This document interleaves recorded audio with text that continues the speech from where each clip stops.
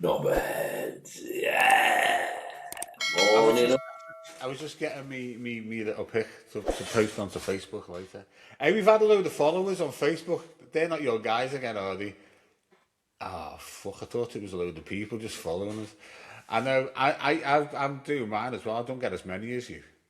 But I we've had, had I think it was about 40 odd. yeah. We've had another influx. I think we're up to. I think we're up to about. Let's see. I'll give you the proper figure. 623 followers. 624 followers now. Just So got when last time I looked yesterday, well, before I did that ad, I think it was 611. Yeah. There was about 611, and then we've got up to about 616. So yeah, we've had a good 24 hours on the followers, but I'm getting a little bit pissed off. I've had a few comments because people are saying that I'm actually looking good in this fucking Everton shirt now, and that's just. In fact, Joe put on there, didn't he, the bastard? I can just see Charlie in the Everton shirt now, nothing else. But you know what? I'm not enjoying it one little bit. Say again? I'm not enjoying it one little bit. To be honest with you, mate, you look like you are enjoying it. It kind of suits you. It's like I said right from the start, it brings out your eyes, mate, that shirt. Fuck off. All you can see now on all of our socials and that and all the shorts is just me in a blue shirt. It's bizarre. It's bizarre. In an Everton shirt, not a blue shirt. It's a fucking Everton shirt. Yeah. It's I don't know. I am concerned about you, to be honest, mate. I think you're melding into a toffee. Toffee. Toffee. Football. Oh, toffee. Yeah. What are you eating? Chewing gum. Again, that's disgusting. What's wrong with chewing gum? Is he starting? What's wrong with chewing gum?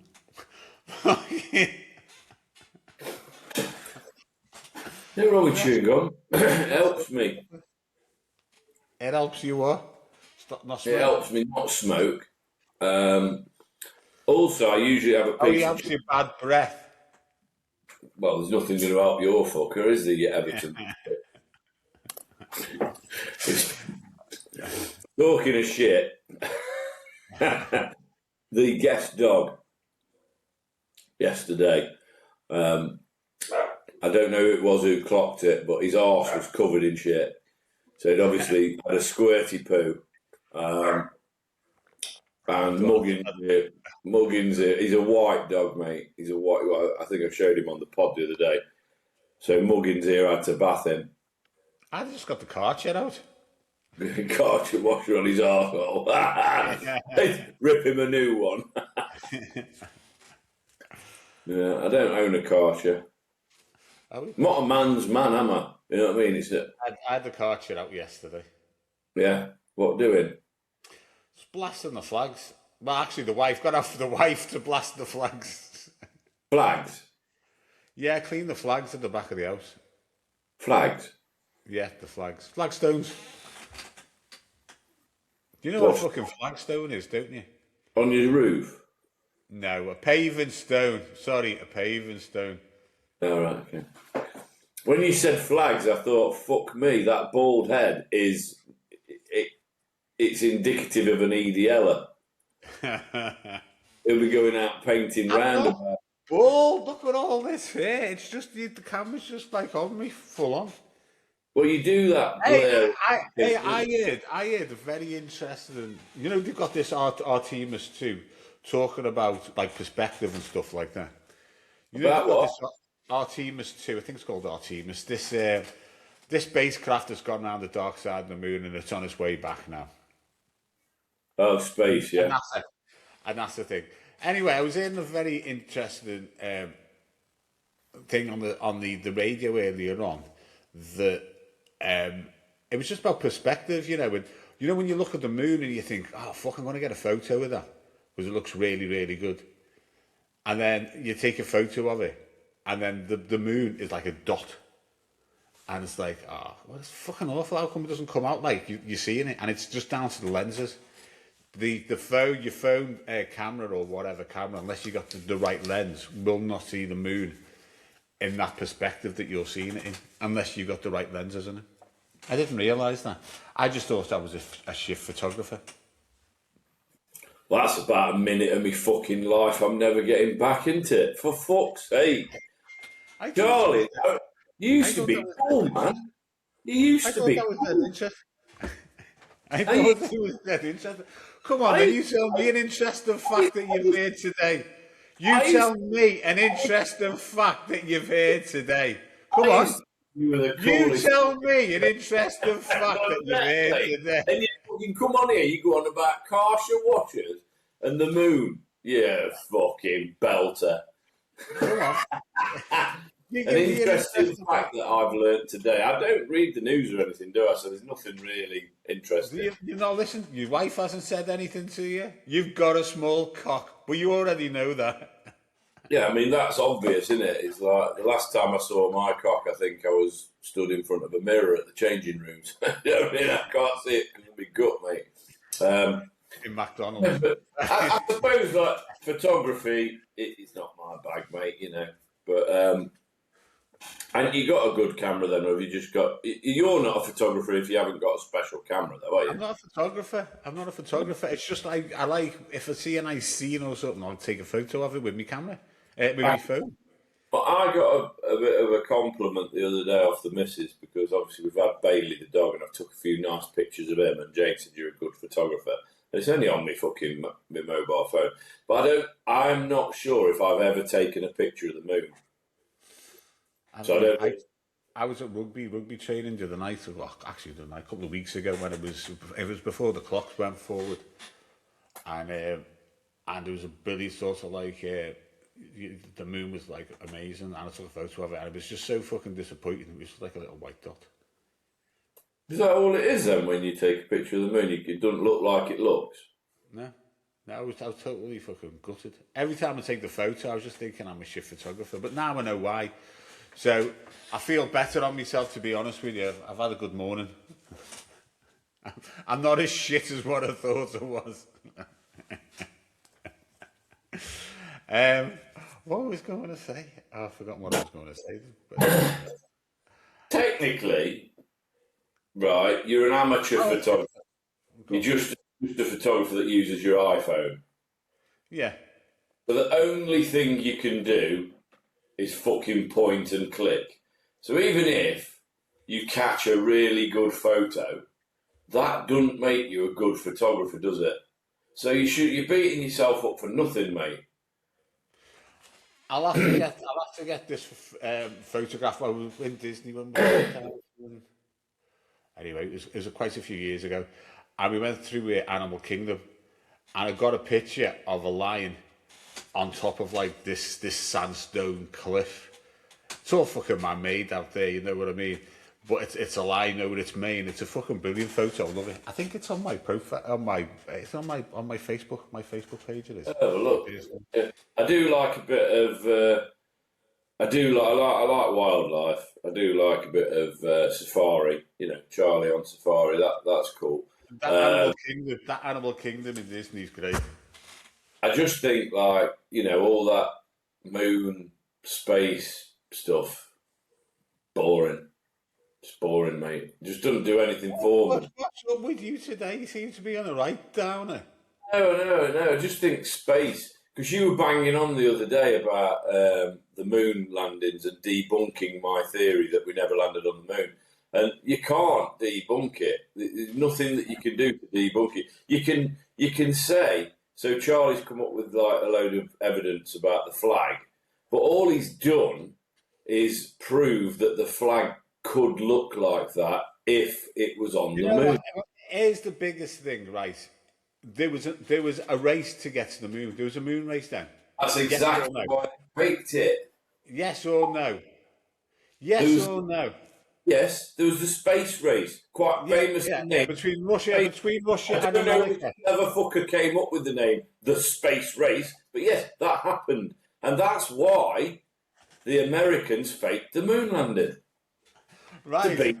To beat the cosmonauts. So, if the Russians found out that it was fucking fake, they'd be all over it, mate. They'd be all over it. They just are all over it, mate. You just don't know. It just never happened. Never happened, mate. I don't know. First of all, why? Why do you want to walk on the moon? Why not? Well, why then? Why? Do you know what? That's like saying, why would you want to go and discover America? Why do you want to go and discover Australia? Why do you want to go and explore the planet? Yeah, why? More than happy where I am. You're just fucking agoraphobic. That's all. You just like being in the house. See, I'm a little bit more. I like exploring shit all the time. I do have to challenge myself a little bit. I have got a bit of agoraphobia. I kind of go out and gig, and that's pretty much all I do. Really, I don't do much other than that. Take the dog a walk. That's about it. But I don't get it. I mean, it's just a thing, isn't it? It's like I like the fact that people have gone underwater and looked at sharks and stuff, and that fascinates me, and I love it. But I wouldn't want to do it. It's like just something that I just wouldn't want to. You put like that when Neil Armstrong allegedly stepped off the lunar module and landed on the moon. That must have been. I think I'd have had a fucking heart attack if that were me. That's like you don't know. You could literally step on the moon and just fall through it, couldn't you? It's made out of cheese. That's exactly what the flat Earth man said. Do you remember in Chester? He's like, no, that was me. Wasn't it? I was taking the piss out of him, and I said, "Is it made of cheese?" And he went, "I've never been." And I'm like, "I'm shocked that you've never been." It was like when Joe said he'd never been to Tel Aviv. Never been. Like it was the corner shop. You know what I mean? Like it was the corner shop. Yeah, I don't know. I maybe I'm just a boring old fart, but I just don't know. It's like we're going away next week, aren't we? And like it takes us. We go to Portmaddock, and it's 2 hours from here. And there's two routes. I can get to Conway and go up to Conway Valley, or I can go round Carnarvon and all that. I haven't worked out which way we're going to go yet. But I said to the kids, right, I'm up at R5 next week and we're going to get out. We can't check in till 3 o'clock. And they're like, why are we going so early? So we can explore on the way. We're going to be exploring. We're just going to make a day of it. They're all up for it. The kids are up for it, but my wife's going, why are we getting up that early? I'll be up at R5 next week. They're excited. Car loaded. Off we go. Well, I'm exactly the same as you on that. I'll concur. That's me.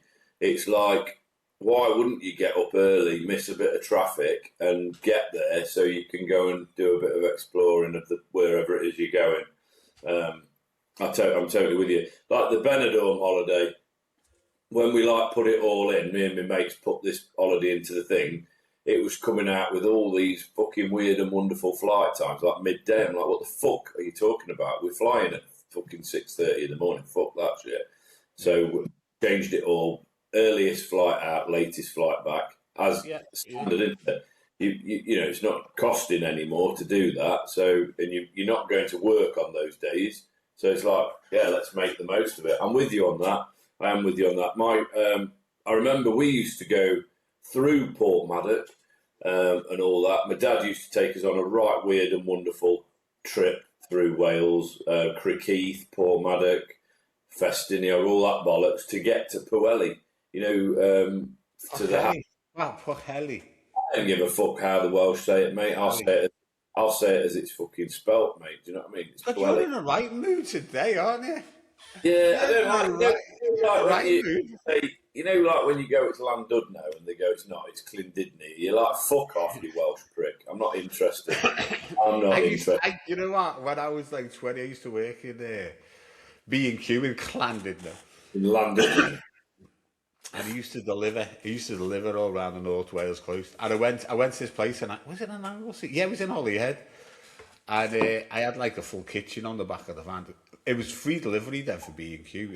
Like we used to do free delivery. You used to go and fucking deliver a plant to a house, just a plant. What? And this was before fucking online ordering. There was no internet then. So people used to go into store, buy a plant, and have it fucking delivered. What kind of mental case does that? And I don't know. Anyway, I used to, but it was a great job because there was loads of deliveries, but it was dead easy. So you go out, once your deliveries are done, you were done for the day, and then it was just on the last. That was probably the best summer of my life. Was that 19 or 20? 20 was. I was 20. It was the best summer of my life. Go and batter your deliveries out and then get on the lash. Yeah. And that was it. Monday to Friday. Now and again, we'd have to do a Saturday morning. But it was, so you'd load up, we go and have like a full English, me and my cousin. There's two vans, you'd go like one side of the North Wales coast, I'd go the other. And it was great. So we actually wrote a song about doing it. Yeah. Van driving across the North Wales coast, smoking weed and drinking beer is what we do the most.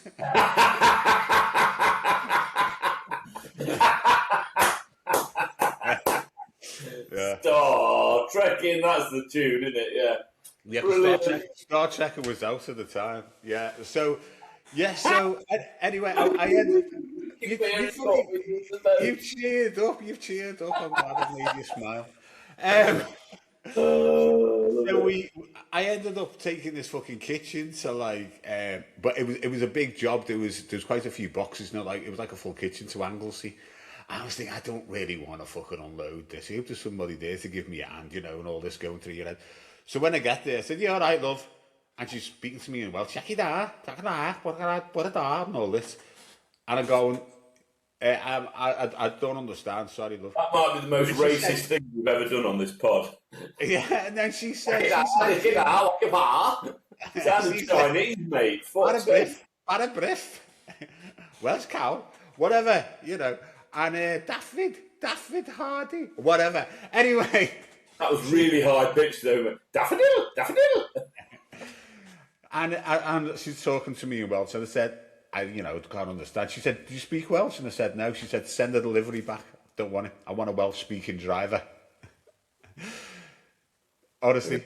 So they had to send the next day a driver who spoke Welsh from the Bangor store down to Llandudno to pick it up and take it to Anglesey. I'd have been like, "You're not having your fucking kitchen, bitch." I was made up. I didn't have to unload it. Yeah. But didn't you have to unload it back at the depot? No, the warehouse staff sort all that out. I used to just go on. They used to load your van and everything they did. They used to go in, pick up the van. The manager would go through, check that everything was on the van, and then off you'd go. And you'd get your notes and off you went. Tootled off. Was it crap money though? You know what? I was like 19 years of age. It was just be out and out money, wasn't it, in those days, Yeah. I did a couple of days doing every driving, and it was fucking rubbish. Rubbish. But no, that was just a great summer. It was like we went to see Simple Minds, went to see Santana a few times. It was red hot, got out to a load of gigs, and it was just mad. Playing pool in the Neville pub in Llandudno with Neville Southall's brother. His name's Boo. And and if you tried Neville Wood in that top. Oh yeah, he would actually. Yeah. Love you, mate. And I bet he can speak fucking Welsh. So that was a weird one. You wouldn't let me fucking deliver because I couldn't speak Welsh. I think. I've never experienced Welsh racism against me, but I know it exists, mate. I know that there's a load of Welsh folk don't like us English, do they? And it's one of them. They have their own splinter group, don't they? Like the IRA. The Sons of Glendar, or something it's called, isn't it? In the Sons of Glendar, isn't that Irish? No, it's the Welsh one. It is, and they have it's all to do with Prince Llewellyn and stuff like that. And yeah, you lost me, mate. You lost me. Yeah. Well, Prince Llewellyn wasn't he the one who was fighting the British? So all the castles up the North Wales coast, Was it Edward the First or Edward the Second? It was one of them. He built all the castles up the North Wales coast, didn't he? And they're all within a day's march of each other. I'm probably getting all of the. Go and do your own research, guys, because it could be a load of bollocks. But anyway, The only Edward, and it might tie in, it might be, that I can think of is Edward de Longshanks, which was in Braveheart, wasn't it? And that was Celts and stuff. They used the Celts against the Scots and that, against the Welsh against the Scots, didn't they? So maybe it's him, I don't know. Have you ever been to Beckgelert? No. In Wales. There's in the middle of Beckgelert, there's a little, like a statue of a dog, and they named Beckgelert after this dog. And the story, I think this is fucking brilliant. The story is like fucking 600-700 years ago when Prince Llewellyn was around and all this. He had this dog called Beckgelert, and he came in one day and he absolutely adored. It was his best hunting dog, and he adored this dog. And he came in one day and he'd had a baby, and he had a young child in a cot or whatever, and he come in and like all you could see was like the cot was all over the place. There was blood all over the dog's face. There was blood everywhere. So he assumed that the dog had killed the baby. So he slaughtered the dog. And it turns out, then he looked around and there was a wolf. So the dog had actually protected the baby and killed the wolf. The wolf was going for the baby. So like there's this big thing in Beckgelert about, you know, this dog and this statue, you know, and he was heartbroken that he killed the dog, you know. So was his baby dead? No, the baby was fine. The dog was dead. Yeah. This is a lesson to all of us. Check it first. Don't just fucking. Yeah. Well, the twist in this is brilliant. So I believe this. I got told this years ago. That a few years ago, I was telling my son about it a couple of years ago, and I thought, I'll do a little bit of research into this, you know, and get him the right facts. Fucking went in and looked at it, and it was invented by a fucking pub in about 17 or 18 something to attract more visitors into the town to make more fucking money. So it was a complete bollock. Yeah. Nice. Jesus. Well, you know, they still got the statues there, you know, and that in Beckgelert. It's well, I believed it, mate. Yeah, it's a brilliant folklore story, isn't it? You might not be much of a photographer, Charlie, but you're a pretty good storyteller. I'm a storyteller, and my stories must be told. Remember that program? Smoking weed, drinking beer. I don't know. It's interesting. I remember my mate Leonard from years back. He was Welsh. I think he was from Carnarvon. That's a very Welsh name. Yeah, Leonard. Well, his dad wasn't Welsh, so his name was Leonard Khan. All right, okay. Yeah, so his dad was Pakistani, I think. But I can remember, like, this is probably the most racist thing I've ever fucking said, actually. I can remember he was on the phone, and this was a pay phone, so this is going back. We met at the soap factory, which I've spoken about. One of the lads who worked there. Oh, was it a soap? Was it a soapy phone call? Was it? The soapy fucking phone call, mate. Yeah, and I remember he was on the. We'd gone for a beer or whatever, and he rang his mum and dad. And he started talking Welsh, and I said, "Fucking speak English, you cunt! You're in England." That's probably the most racist thing I've ever said in my life.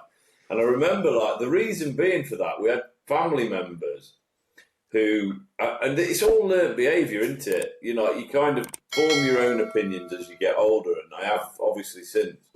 But like, I remember there was always a big thing about, you know, if you went in the local corner shop and they were Indian or whatever, and they'd be talking in their own language. I can remember, like, family members and friends always going, "I don't fucking like go, I'm not going in there."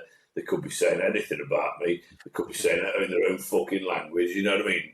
They do it, and it's like, and like at the time I was like, yeah, they could be calling you a cunt. And then I've thought about it later, and it's like, it doesn't really matter, does it? Because you can't fucking understand what they're saying. They could also be saying you've got a nice pair of trainers on. You know, it could be anything, couldn't it? But yeah, you've got a nice pair of tits. Yeah, you got a lovely pair of tits, you have, boyo. Back to Wales then. But yeah, I remember that quite vividly. Go and have a game of snooker. I remember once we came out of. I'm not massively proud of this story, but we came out of the snooker hall once, and this girl was getting a fucking leathering off her boyfriend across the road. We used to go for a game of snooker up at Alfreton, above the Burton shop. And we came down the stairs, and like across the road, I think it was on a Sunday, all the shutters on the shops were down, so it was obviously a bit later on. And this guy was fucking throwing this woman against the fucking shutters on these things. So me and Leonard went over there, grabbed hold of him, and gave him a bit of a pasting. Nothing major, but we fucking got him off her. And she fucking hit Leonard with a shoe. She was like, leave him alone, leave him alone. And I'm like, you fucking what? You know what I mean? So we just, fuck you, kick her head in, mate. I mean, that's it, isn't it? You know, there's loads of things on social media now, and it's like people getting beaten up, and then you're like, why are these people just watching on? Why are they taking videos? Why aren't they getting involved? You know, yeah, it's weird. That's why. Yeah. Yeah, we didn't get any thanks. Leonard got whacked on the back of the head with his fucking shoe. I'm just like, I just turned around and goes, you fucking kick her head in, mate, and we walked off. We just carried on, like, left him to it. I mean, obviously, I hope he didn't do that, but ever since that day, I've never got involved in any kind of. I know that's not a bad subject to talk about one day on the pod, actually. Yeah, but I think, getting back to Welsh, I think it's a good language. I think it's quite funny, all the double L's and the CYs, and you know, and I mean, do you know what Welsh is for microwave? No. Pop de ping. Is you taking piss now? I'm not.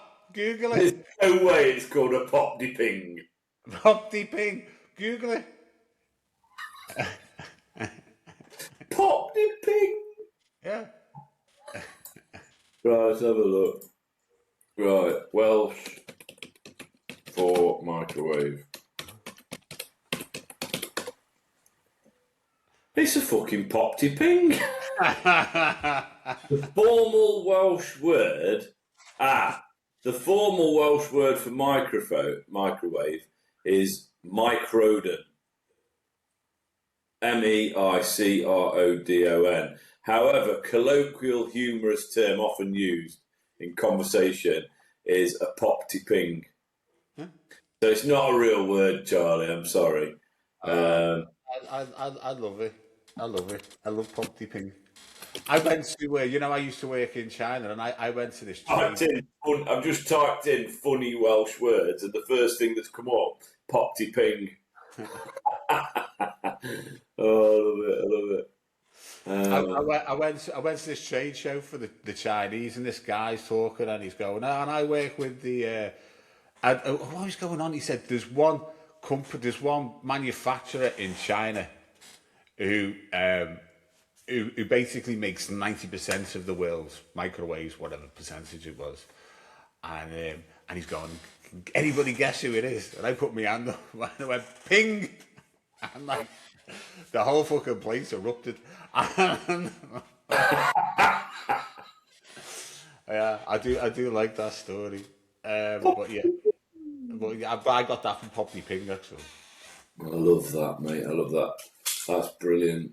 I don't own a microwave. Do you have a microwave? Yeah. It's good for the baby's milk and stuff like that, isn't it? So I love a microwave, mate. It's great, but we've had two. Jane's blown 2 microwaves up. She's just. I was saying this yesterday. Jane's really clumsy and a bit absent-minded. She's got ADHD, so I think it's part of that. And we're waiting on. Like when you get diagnosed with ADHD, and you've met Jane, so you know she's a little bit that way, and you can tell, kind of thing. But I couldn't. no, I mean, do you know what I mean? There's certain things like I said to her the other day. I'll just tell the bit that I said. I said to her, it's like living with Jane. Sometimes is like living that opening scene of Casualty over and over and over again. Do you know what I mean? Because it's like there's always like a bit of fucking oh dear, there's a bit of jeopardy involved in stuff that she does. Do you know what I mean? So like the other day, I'm like she's got like a dryer for the washing, and she moaned at me because I've moved it out of this room, which I'm in. That's my office now, and it's in the living room. But she's like got this dryer across like it basically goes into where there's a load of plug sockets.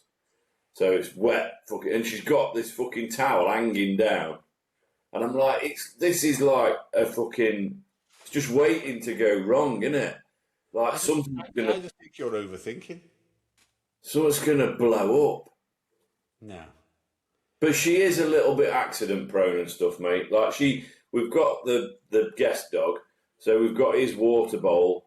It's not anymore, but his water bowl is in the kitchen, right out the way. She walked into it 3 times in an hour yesterday, or the day before. 3 times she kicked the fucker over.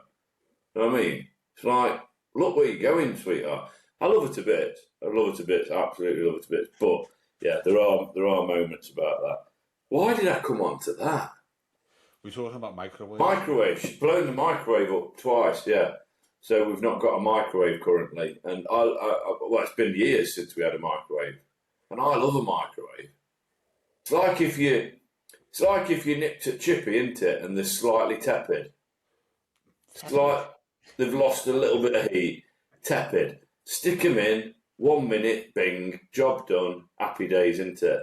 It's like I like those the smoky sausages. You know, the Mattison's ones. Yeah.